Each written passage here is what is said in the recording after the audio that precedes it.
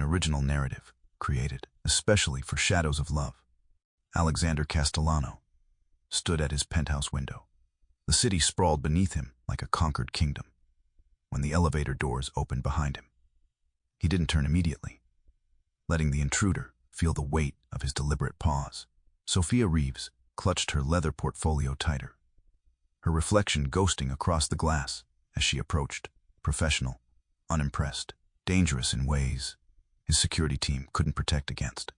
Her heels clicked across Italian marble, the sound like a clock counting down the 7 days she'd been contracted to audit his charitable foundation. 7 days to find what others had missed. 7 days before the merger that would cement his legacy. 7 days that neither of them realized would dismantle everything he'd built and reveal what they both had buried. The truth, and what it might cost to honor it. Mr. Castellano. Her voice was even, devoid of the nervousness most people couldn't hide in his presence. I'm Sophia Reeves, Clearwater Forensic Accounting. Alexander turned from the window, his silhouette breaking away from the Manhattan skyline behind him. He'd kept her waiting 12 minutes. Enough to establish dominance, without crossing into discourtesy. Ms. Reeves. He crossed the room in measured strides, extending a hand that had closed deals worth billions. You're earlier than expected. I'm precisely on time, she corrected, her handshake firm and brief. Your assistant confirmed 3 p.m. A smile touched the corner of his mouth. So she did. Sophia took in the penthouse with a single sweep.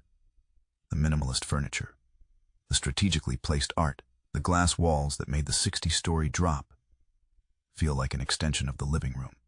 Nothing betrayed surprise or intimidation. Shall we begin? She asked, already moving toward the conference table, where her laptop would soon dissect 7 years of his charitable foundation's activities. Alexander gestured to his chief financial officer, who'd been standing silently near the bar. Marcus will provide whatever documentation you require. He watched her unpack her briefcase, methodical, precise. Though I'm curious why the board insisted on an external audit when our compliance record is impeccable. Pre-merger due diligence is standard practice, Mr. Castellano. She looked up, meeting his gaze directly. Especially with organizations managing funds of this magnitude, 1 week seems insufficient. It's all I need. There was something in her tone, not arrogance, but certainty. Unless you anticipate complications. Marcus shifted uncomfortably, but Alexander maintained his composure. Not at all. The Castellano Foundation has nothing to hide. She nodded once, her expression unreadable. Then my final signature should be a formality. As she began organizing files on her laptop, Alexander found himself studying her with unexpected interest. Most people entered his world with either fear or favor in mind. Sophia Reeves seemed to carry neither. Just a quiet, immovable commitment to something he couldn't quite identify. It felt, strangely, like a warning. By the 3rd day, Sophia had established a pattern. She arrived at precisely 8 a.m., worked through lunch with minimal conversation, and left at 6:30 p.m. with the same polite nod. No small talk. No lingering glances at the art collection worth more than most people's lifetime earnings. Alexander found himself inventing reasons to be in the conference room. These transfers between the Youth Scholarship Fund and the museum endowment, she said without looking up as he examined a sculpture near her workstation. They occur quarterly, always the same amount. The museum provides educational programs for our scholarship recipients, he replied smoothly. The arrangement has been in place for years. She made a non-committal sound, typing something into her spreadsheet and Meridian Holdings. They receive substantial grants, but have limited public presence. Alexander kept his expression neutral. A cultural preservation initiative focused on at-risk historical sites. Their work is specialized, not publicized. Her fingers paused over the keyboard. I'll need their financial statements, of course. Though I'm curious about your methodology, Ms. Reeves. He leaned against the table, close enough to notice the faint scent of her perfume. Something subtle, like rain. Most auditors follow the money. You seem to follow the silences. For the first time, something flickered across her features. Surprise, perhaps, at being read so accurately. In my experience, Mr. Castellano, It's what organizations don't say that matters most. She closed her laptop with a soft click. I'll need those Meridian documents tomorrow. As she gathered her things, Alexander felt a growing respect mixed with concern. Sophia Reeves wasn't looking for standard compliance issues.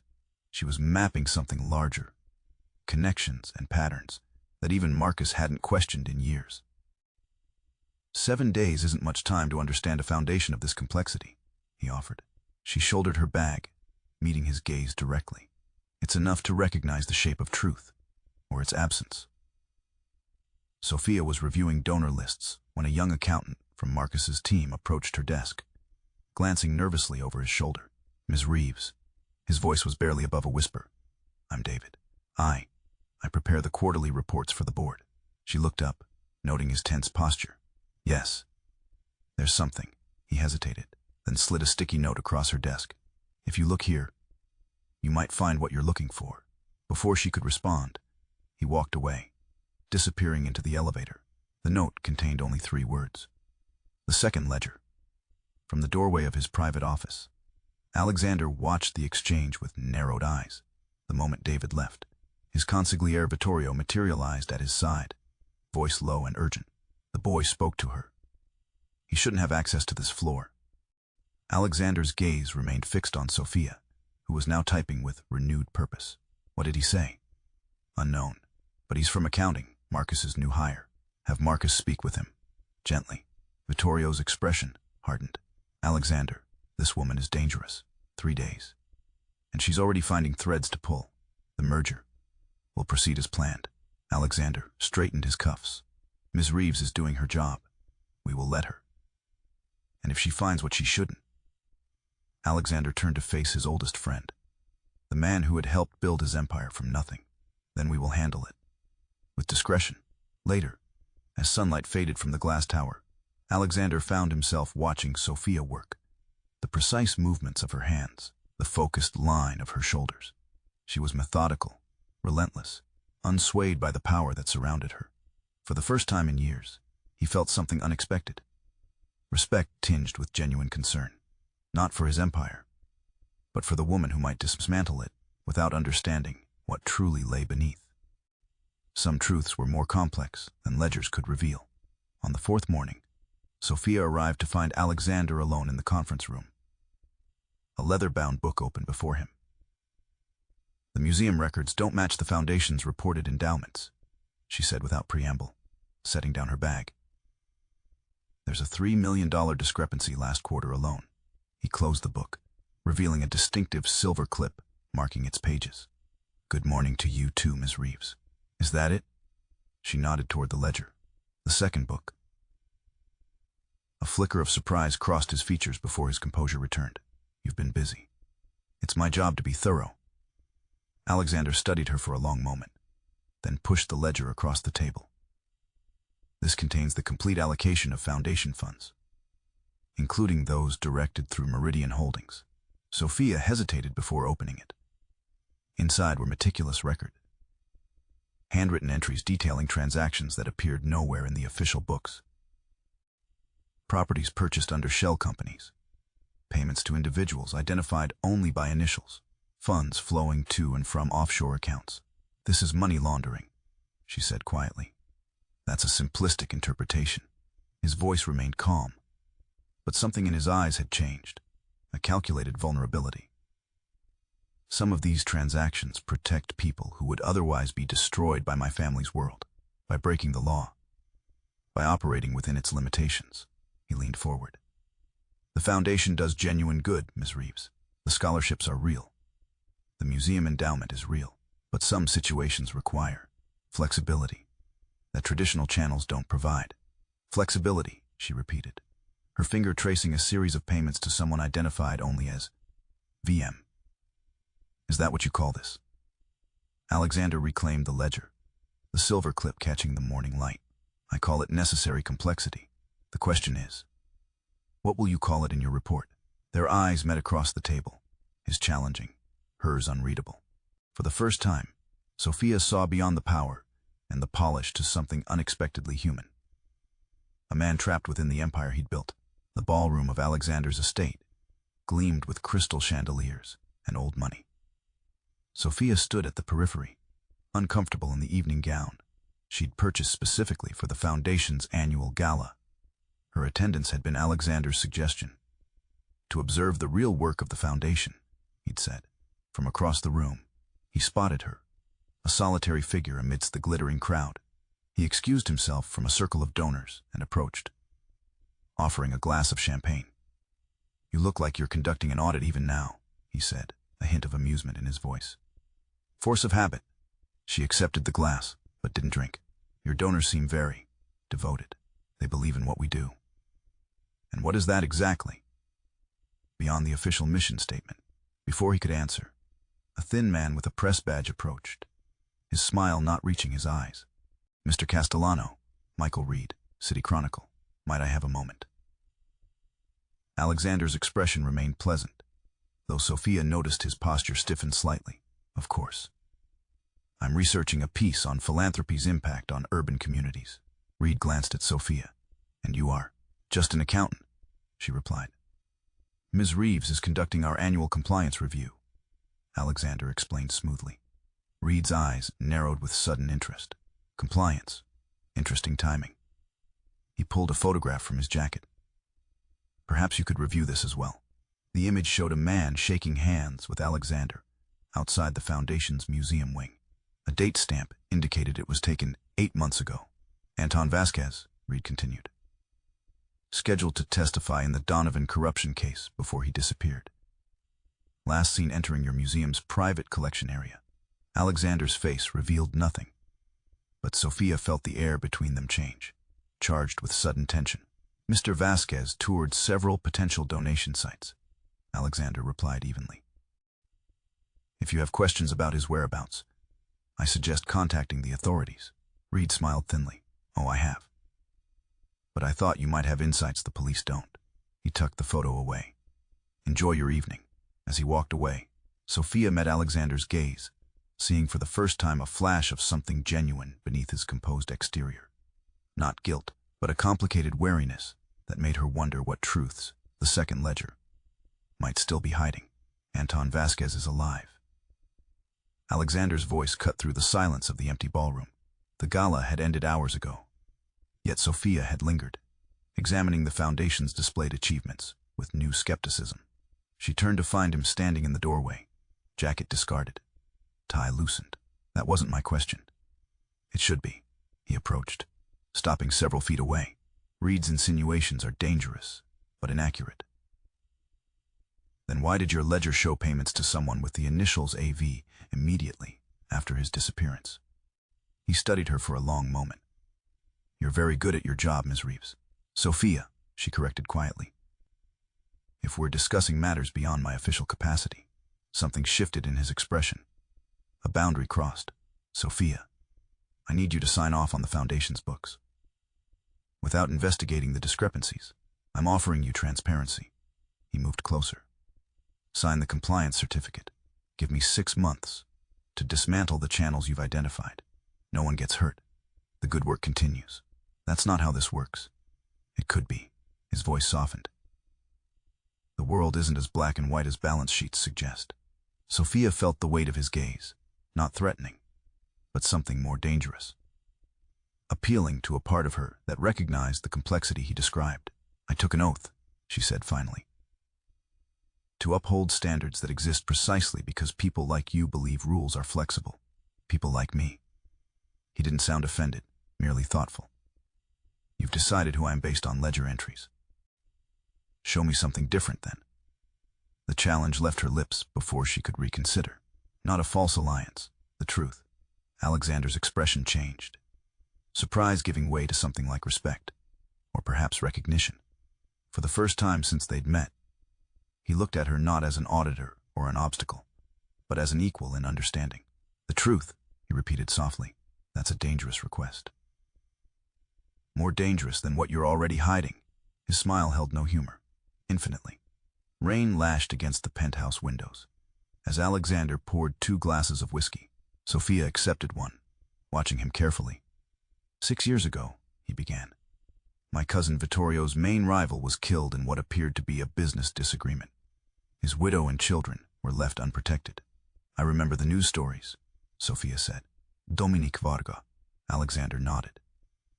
What wasn't reported was that his widow possessed evidence implicating several powerful families, including mine, in activities the justice system would find problematic. Blackmail. Survival. He turned to face her. She approached me privately. Not with threats, but with fear for her children. Understanding dawned. The payments to VM Victoria Varga. I created a new identity for her family. The foundation purchased properties through Meridian Holdings, established trusts for her children's education. All traceable only through the second ledger. You laundered money to protect a rival's family. Sophia set down her glass. Why? Something vulnerable flickered across his features. My father would have eliminated the threat. He chose differently. The rain filled the silence between them. That doesn't explain Anton Vasquez, she finally said. No. Alexander moved to the window, his reflection ghosting against the storm beyond. But it might explain why I need you to understand that the second ledger contains both darkness and light. Sophia watched him. This man who commanded an empire, yet spoke of mercy with such quiet certainty. The lines she'd drawn between right and wrong felt suddenly less defined, blurred by the complexity of the truth he offered. Show me, she said softly. All of it. The museum after closing hours was a different world. Silent, shadows stretching across marble floors, exhibits illuminated by security lighting that cast everything in blue-tinged solemnity. The Foundation's private collection is housed in the East Wing, Alexander explained as they moved through empty galleries. Documentation for acquisitions is maintained separately from public exhibitions. Sophia followed, her footsteps echoing. Why bring me here after hours? Because what I'm about to show you isn't in any official record. He stopped before a keypad-protected door. And because I'm beginning to trust you, against my better judgment. The archive room beyond was climate-controlled, filled with crates and preservation cases. Alexander led her to a workstation where acquisition ledgers were stacked neatly. These correspond to the second book, he explained. Each artifact, its provenance, its true value. Sophia began examining the records, quickly identifying patterns that matched the handwritten entries she'd seen. But something else caught her attention. Shipping manifests with destination codes that appeared nowhere in the Foundation's transportation records. These items never arrived at the museum, she said, looking up to find Alexander watching her with unguarded intensity. No, they were redirected to secure locations. Safe houses, essentially, for people who needed to disappear. Realization dawned. Like Anton Vasquez, among others. She moved around the table, closing the distance between them. You've built an underground railroad disguised as an art collection. A crude but accurate assessment. His voice was soft, intimate in the quiet room. Why show me this? I could destroy everything you've built, because you haven't already. He reached out, his fingers almost, but not quite touching hers on the table's surface. Despite what you found, you're still searching for the full truth. That makes you rare. The air between them changed, professional boundaries dissolving in the silent acknowledgement that they had crossed into dangerous territory together. Sophia spread the documents across her hotel room desk, comparing signatures with methodical precision. After the museum, Alexander had given her unprecedented access to the Foundation's internal files, a gesture of trust that left her both suspicious and strangely moved.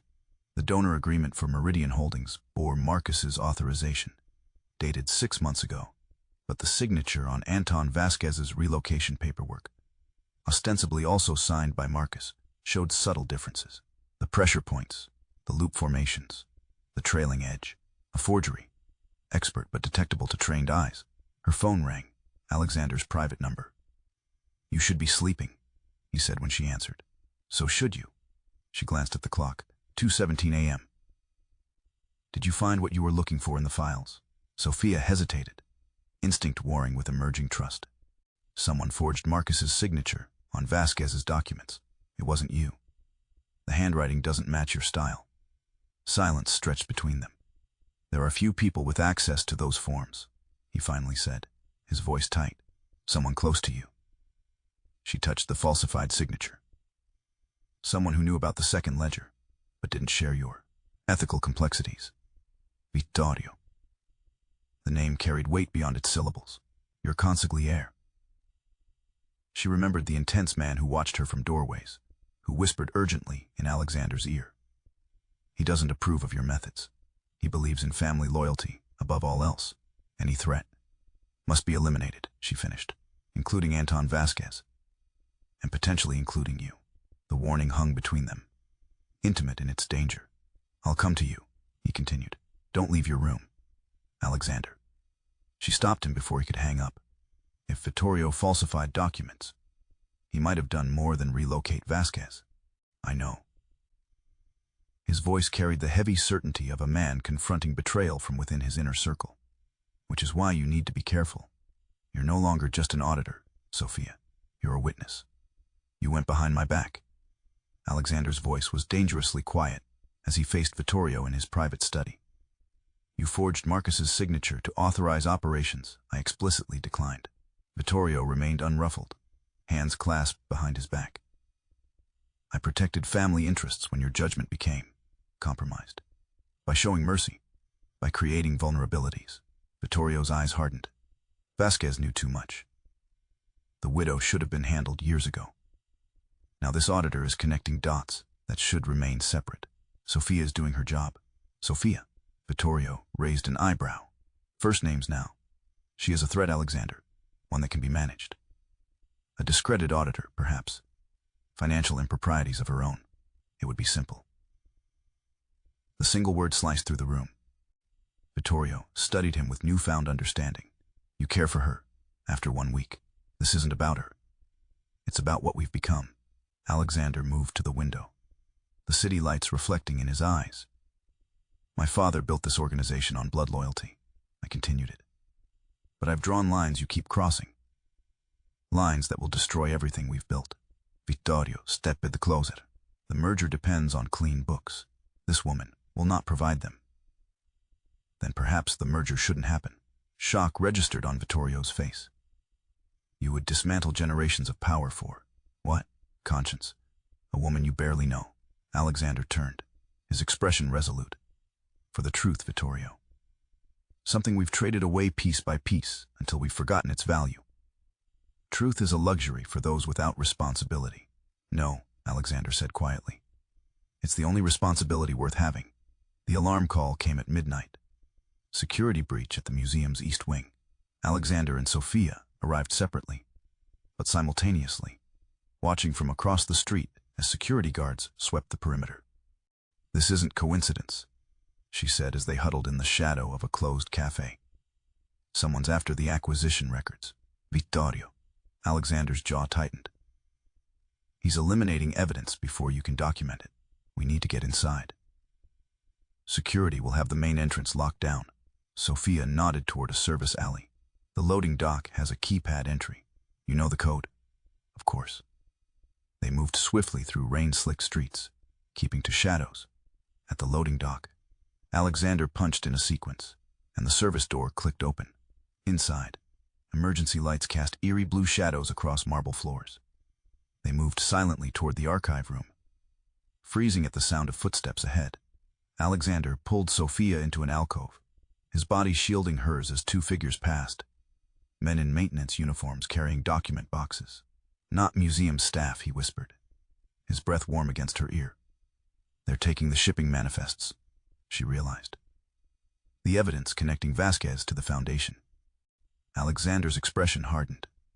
We need to reach the secure storage room. There's a backup drive. Lead the way. They navigated exhibition halls like ghosts. Alexander guiding them through employee passages until they reached a hidden door, disguised as part of the wall paneling. Inside the small room, a bank of servers hummed quietly. Alexander accessed a terminal, fingers flying across the keyboard.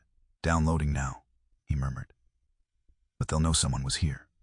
Sophia touched his arm, the contact sending unexpected warmth through both of them. We're past hiding, Alexander. When this evidence becomes public, I know. He met her gaze, something unspoken passing between them. But some truths are worth the fall. The backup drive blinked green. Evidence secured. They slipped away as silently as they had come. The small chapel by the port was centuries old, its stone walls holding the silence of countless confessions. Votive candles flickered in red glass, casting warm light across ancient wooden pews. Alexander found Sophia sitting alone in the last row. The backup drive clutched in her hands. "My mother used to bring me here," he said, sliding into the pew beside her. She believed sacred spaces compelled honesty. "Did they?" Sophia asked softly. "I'm here, aren't I?" A ghost of a smile touched his lips. Outside, rain fell steadily, drumming against stained glass windows. Inside, only candlelight and truth remained. "Anton Vasquez is dead," Alexander said finally. "Vittorio arranged it against my orders, made it look like a disappearance. The evidence is on that drive." Sophia closed her eyes briefly. "And the widow?" "Safe, relocated under my direct supervision. Vittorio never knew her location." She turned to face him fully. "Why tell me this?" "You're confessing to knowledge of a murder." "Because tomorrow we'll take this evidence to the authorities. The foundation will fall. My family's empire with it." His voice remained steady. "And I need you to know that I chose this, not for absolution, but because meeting you reminded me of the man I once wanted to be." The candles flickered as silence stretched between them. "I'm afraid," Sophia finally admitted, her voice barely audible. Alexander's hand found hers in the dim light. "Of me. Of this." Her fingers tightened around his. "Of what loving you might mean for justice, for both of us." The word loving hung in the sacred air, neither denied nor diminished. "Justice and love shouldn't be enemies," he said softly. "Yet here we are." She met his gaze, candlelight reflecting in her eyes, choosing between them. "No," Alexander said, bringing her hand to his lips in a gesture of reverence. "Choosing both, and accepting the cost." Thunder rolled across the city as Alexander unlocked the hidden safe embedded in his rooftop garden wall. Rain lashed against the glass enclosure, turning Manhattan's skyline into a blurred watercolor. "The original ledger is here," he explained as Sophia stood watch by the elevator, "along with documentation of every transaction the foundation has concealed." The safe swung open, revealing the leather-bound book with its distinctive silver clip. As he reached for it, the elevator indicator light began to move. "Someone's coming up," Sophia warned, moving quickly to his side. Alexander grabbed the ledger and additional files, securing them in a waterproof portfolio. The private elevator only accesses the penthouse. Executive override. Vittorio, most likely. With reinforcements, the elevator chimed its arrival. Alexander took Sophia's hand, leading her through the garden to an exterior stairwell door. "This leads to the fire escape. Go. I'll meet you at the chapel." She gripped his arm. "They'll destroy the evidence.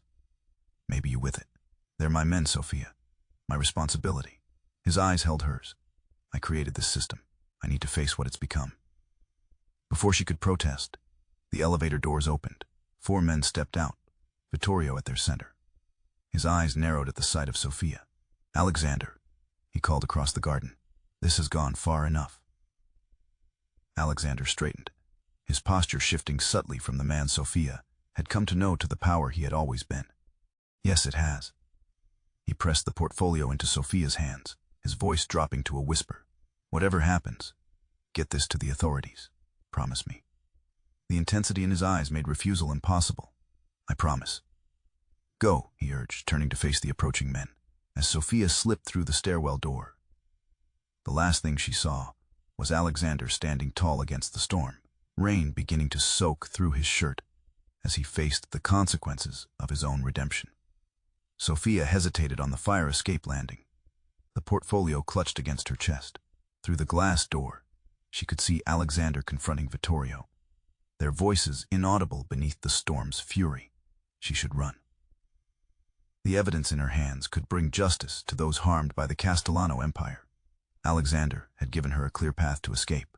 Instead, she opened the door and stepped back into the rain. "Not your decision to make," Vittorio was saying, his men flanking him in a show of force. "The family trusted you with its legacy."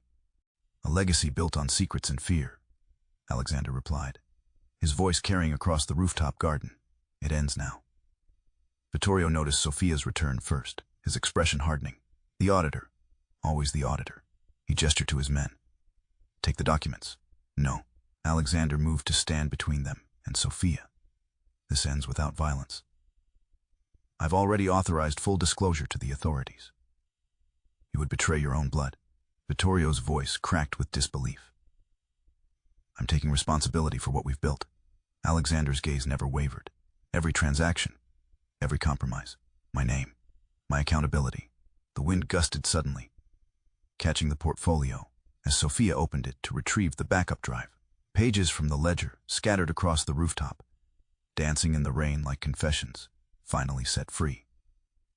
Alexander moved instinctively to gather them, kneeling in puddles as the evidence of his empire's corruption dissolved in the downpour. Sophia joined him, their hands sometimes touching as they salvaged what they could. The gesture, Alexander Castellano on his knees, retrieving the proof of his own sins, seemed to deflate Vittorio's anger, replacing it with something like resignation. You love her, he said quietly, rain streaming down his face. Enough to destroy everything. Alexander looked up, his gaze finding Sophia's across the scattered pages. Enough to rebuild something honest. He stood, soaked pages clutched in his hands, and faced his men directly. I release you from your loyalty. What comes next is my burden alone. Vittorio studied him for a long moment, then nodded once, a gesture containing both surrender and respect. Your father would not understand this choice. No, Alexander agreed quietly. That's how I know it's right. The press conference room buzzed with anticipation. Journalists filled every seat. Cameras focused on the empty podium bearing the Castellano Foundation logo. Backstage, Alexander straightened his tie one final time, the gesture automatic rather than necessary. Sophia stood nearby, professional in a charcoal suit, the salvaged evidence organized in folders before them. The prosecutor has agreed to consider cooperation in exchange for full disclosure, she said quietly. It won't prevent investigations, but it may mitigate sentencing. Alexander nodded, his expression calm despite the gravity of what awaited. And Vittorio? The evidence clearly shows he acted independently in Vasquez's case. You'll need to testify. I will. He turned to face her fully. Sophia, after this. Don't. She touched his hand briefly. Let's get through today first. A production assistant appeared. 2 minutes, Mr. Castellano. When they emerged into the blinding lights of the press room, a hush fell over the assembled journalists. Alexander approached the microphone with the dignified bearing that had defined his public persona for years. Thank you for coming, he began, voice steady. Today, I am announcing my resignation as chairman of the Castellano Foundation, effective immediately. Camera shutters clicked frantically as he continued, detailing the years of financial manipulation, the dual bookkeeping system, the channeling of funds through shell companies. He named himself as the primary architect, accepting full responsibility while protecting those who had acted under his direction. When he finished, Sophia stepped forward, her professional demeanor masking the personal devastation of watching a man she had come to care for dismantle his own legacy. As the independent auditor who uncovered these discrepancies, she stated, I will now outline the specific violations and the evidence supporting these findings. Her voice never wavered as she methodically exposed the truth they had fought to bring to light, her eyes occasionally meeting Alexander's, with a silent acknowledgement of what this moment cost them both. The city watched as power knelt without spectacle. In the days following the press conference, the Castellano empire unraveled with surprising dignity. The stock price plummeted. Board members resigned. Federal agents arrived with warrants, leaving with boxes of documents and digital records. Alexander cooperated fully, answering questions for hours in sterile conference rooms, while lawyers took notes and prosecutors built their cases. He declined bail considerations, choosing instead to remain under house arrest in his penthouse, a glass cage with a view of the kingdom he had surrendered. Sophia returned to her small accounting firm, declining interviews and speaking only to investigators. The press painted her as either hero or homewrecker, depending on the publication's allegiance. She ignored them all, focusing instead on completing the audit report that had started everything. They did not speak, could not speak. The investigation created necessary distance, legal advisors insisting on separation until testimonies were complete. But sometimes, late at night, Alexander would stand at his window and look toward the modest apartment building where he knew she lived. And sometimes Sophia would find herself checking news updates about his case, heart tightening at the sight of his face on her screen. The fall was public, measured, inevitable. What remained private was the cost, not of lost power or damaged reputations, but of a connection severed before it could fully form. Justice demanded truth. Truth demanded sacrifice. Neither had prepared them for the hollow victory of doing what was right while losing what might have been. 6 months passed like a sentence served. Winter yielded to spring, then summer, as investigations expanded beyond the foundation to the broader Castellano business interests. Alexander testified for 27 days, providing evidence against associates who had managed the darker aspects of his family's empire. In exchange for his cooperation, prosecutors recommended reduced charges, financial crimes rather than conspiracy, civil penalties, alongside limited criminal liability. He surrendered control of his companies, paid restitution exceeding 9 figures, and accepted a 5-year ban from serving as an officer in any publicly traded corporation. The glass penthouse was sold to cover penalties, its contents auctioned for victim compensation. Throughout it all, he maintained the quiet dignity that had surprised even his detractors. No outbursts to reporters, no attempts to shift blame, no public appeals for sympathy. Just a man accepting the consequences of choices made over decades. Sophia's professional reputation flourished despite, or perhaps because of, her role in the scandal. Her firm received more client requests than they could handle. Other corporations suddenly eager to demonstrate transparency. She declined most, focusing instead on developing new auditing protocols to prevent similar manipulations. They glimpsed each other only in this period, at a courthouse where their testimonies overlapped, a moment of eye contact across a marble hallway, both surrounded by attorneys and investigators. No words exchanged, only a look of recognition of what had been lost and what had been gained. When the final settlements were announced, the news cycle moved on to fresher scandals. The Castellano case became a reference point in financial ethics courses, a cautionary tale of power corrupted, and then, unusually, of power choosing its own reckoning. Alexander moved into a modest brownstone downtown. Sophia continued her quiet work. The city that had watched them fall turned its attention elsewhere, unaware that their story remained unfinished. The chapel by the port looked smaller in daylight, its ancient stones warm in the afternoon sun. Sophia sat in the same back pew where they had shared confessions months before, watching dust motes dance in the light streaming through stained glass. She didn't turn when the door opened. Didn't need to see him to know Alexander had arrived. His footsteps echoed differently now. Lighter, perhaps, without the weight of empire on his shoulders. He sat beside her, leaving space between them. Gone were the tailored suits and power ties, replaced by simple dark jeans and a white button-down with rolled sleeves. His face looked leaner, more defined, but his eyes held the same intensity she remembered. "You got my note," he said simply. "Yes." She'd found it delivered to her office that morning, his handwriting recognizable instantly. Just an address, a time, and his initials. Silence settled between them, not uncomfortable, but laden with unspoken words. "The widow?" she finally asked. "Victoria Varga, relocated to Europe. Her children are in university now." A small smile touched his lips. "She sent me a card when the case concluded, the only one who did. And Vittorio, 3 years, minimum security. He refused to testify against me." Alexander's voice softened. "Family loyalty until the end."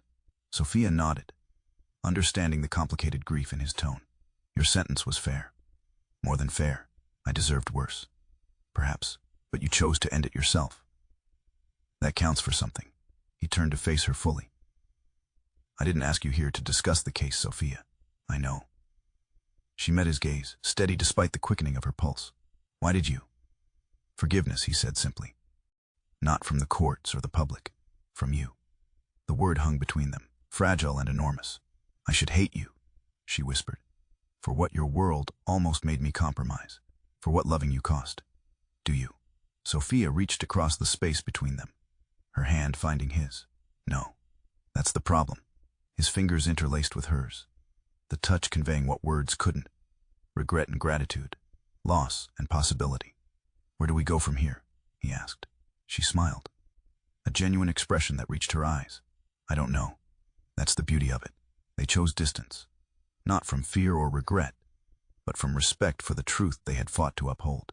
Some connections, they silently agreed, required space to find their proper shape. Alexander volunteered at the museum's archives, cataloging the very collection that had once concealed his secrets. The irony wasn't lost on him, nor on the board members who'd reluctantly approved his application. 3 days each week, he worked in climate-controlled rooms, handling artifacts with the same careful precision he had once applied to empire building. Sophia established a foundation of her own, the Transparency Initiative, developing accounting standards and training programs for nonprofit oversight. Her methodologies were adopted by regulatory bodies, her name becoming synonymous with ethical governance rather than scandal. They moved in different orbits that occasionally intersected. A charity auction where they exchanged polite nods across crowded rooms. A financial ethics panel where she presented findings while he sat quietly in the audience. A chance encounter at a small Italian restaurant where they shared a brief, awkward conversation about the changing skyline. Each meeting left them both unsettled, aware of the current still running beneath their careful civility. In private moments, Alexander would sometimes open his desk drawer and touch the silver clip that had once marked pages in his second ledger. Now it held together the few newspaper clippings that mentioned Sophia's work, her accomplishments since the case concluded. In her apartment, Sophia kept a small stone from the chapel garden, smooth and unremarkable, except for the memory it contained. Sometimes she would hold it while reviewing case files, a tangible reminder that truth was never as simple as ledgers suggested. They built separate lives bound by a shared understanding that some connections didn't require proximity to remain profound, and that some choices, even the painful ones, could be their own form of love. 1 year to the day after the press conference, Alexander sat in the public reading room of the city library, morning light streaming through tall windows. Before him lay a leather-bound book, not the infamous ledger, but a volume of architectural drawings documenting the city's evolution. He sensed her presence before seeing her, a shift in the air that made him look up. Sophia stood in the doorway, professional in a simple blue dress, hesitation visible only in the way she gripped her portfolio. Without speaking, she crossed to his table and sat across from him. They regarded each other in silence, a year's worth of growth and reflection evident in their eyes. I saw your new standards were adopted, he finally said. Congratulations. Thank you. She placed her portfolio on the table. The museum exhibition opens next week. Your cataloging work was credited. He smiled slightly. Anonymous contribution. Still, it matters. Around them, the library hummed with quiet activity, scholars and students absorbed in their own pursuits. Are you happy, Sophia? The question emerged softly, without expectation. She considered this, her expression thoughtful. I'm at peace. It's not the same thing, but it's enough. Her eyes met his. And you? I'm learning to be honest, not just with ledgers, but with myself. His hand moved across the table, stopping short of touching hers. It's a start, she nodded, understanding what remained unspoken between them. That some beginnings require endings first, and that truth, once chosen, creates its own path forward. A good one, she agreed, and closed the distance between their hands.